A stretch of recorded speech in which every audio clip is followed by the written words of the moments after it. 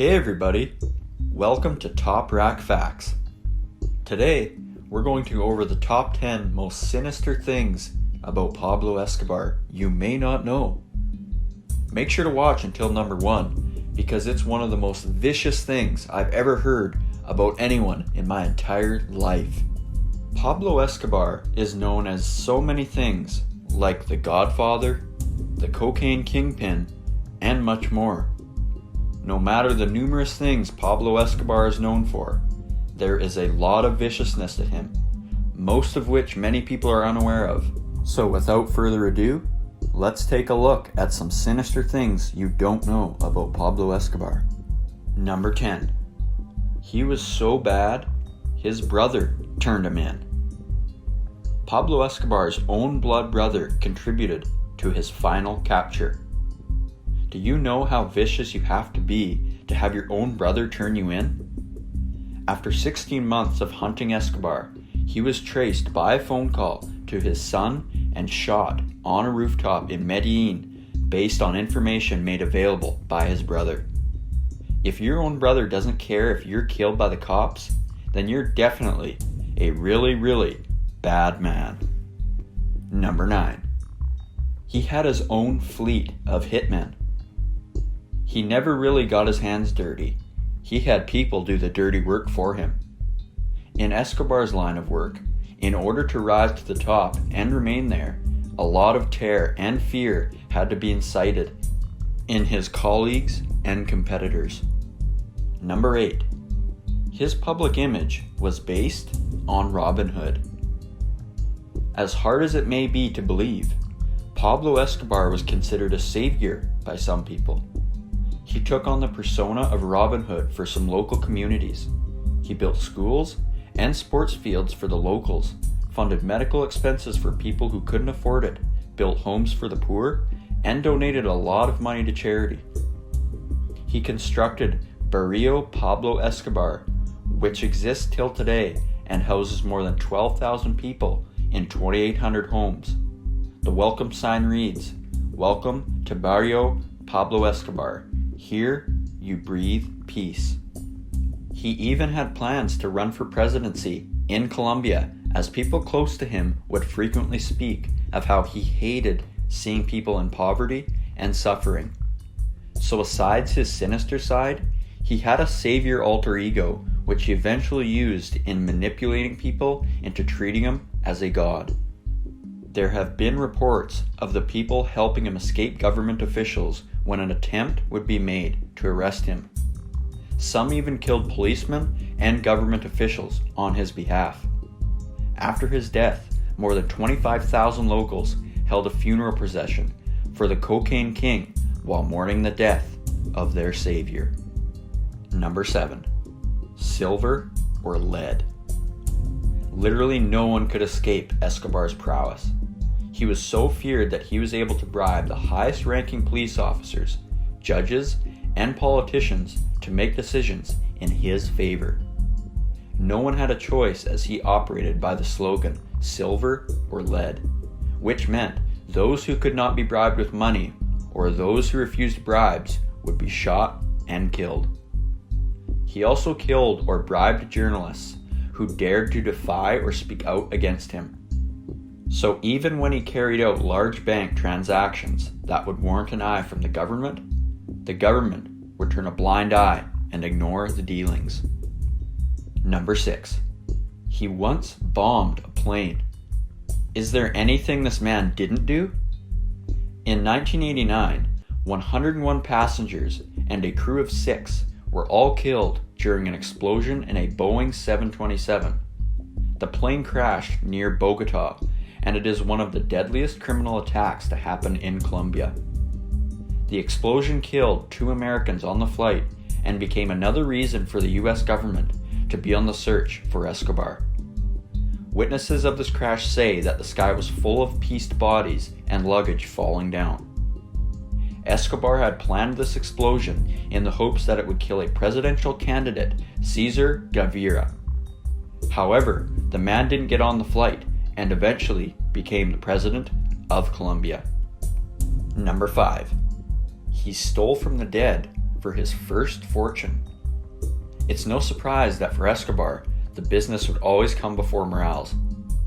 Escobar was born into poverty, so he strived very hard to escape that cycle.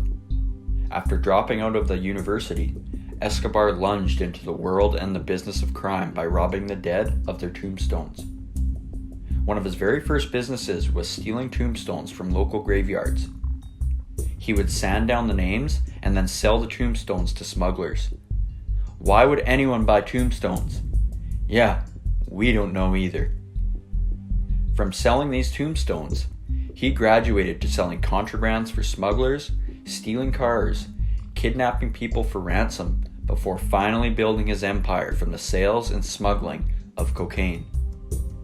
He was the first to establish a smuggling route to the US in 1975 and grew the business so rapidly that by the 1980s he was shipping between 70 to 80 tons of cocaine monthly to the US.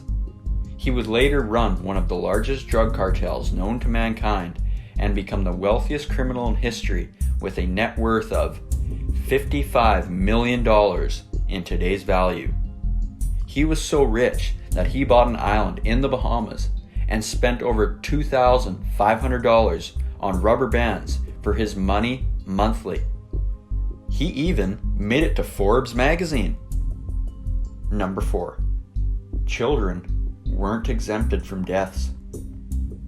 Children weren't exempted from Escobar's death plans. In 1993, another one of his bombs killed 20 shoppers, which included children. Also, he detonated a bomb outside of a bookstore where young children were purchasing school supplies. At the time of these bombings, Escobar was a fugitive. Before the bombings, he had warned the government multiple times that he would cause mass panic and deaths unless he was granted the same political rights as government guerrillas. Who would have known it involved children? Number 3. He gave Colombia a death capital. In 1989, Pablo Escobar gave Medellin a bloodbath and also provided Colombia with a death capital. In that same year too, in a city of 2 million people, over 2,600 people were brutally murdered. That year, Medellin had the highest homicide rate in Colombia.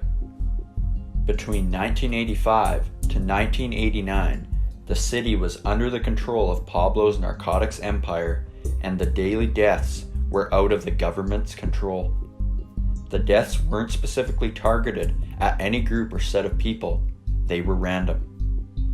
The reason for the rising deaths in Medellin was the street kids who were known as sicarios were being recruited by Escobar. They were taught how to kill people. They would arm them with guns and motorcycles, and these kids would pull up behind random people and shoot them dead.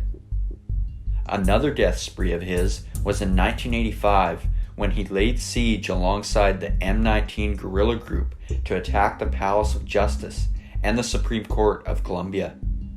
He did so to destroy the evidence they had piled up against him. Dozens of soldiers and judges were killed. There really is no clear figure of how many people Escobar killed in the interest of his empire. However, what is very clear is that killing people came easily to him, and no one was exempted from his death deals. He never hesitated to use aggressive tactics to protect his drug empire and shady business interests. Number 2. His family suffered. Well, his evil affected his family. After he died, his family had to go in exile to Argentina. Even his children had to change their names in an attempt to begin life again. They've had to suffer the aftermath of their father's poor decisions. His son, who eventually wrote a book about him, said that he felt relief when his father was killed, as they all lived in unwavering fear of their father. He compared it to the defeat of Satan. Pablo put his family in a position that even after his death they felt relieved.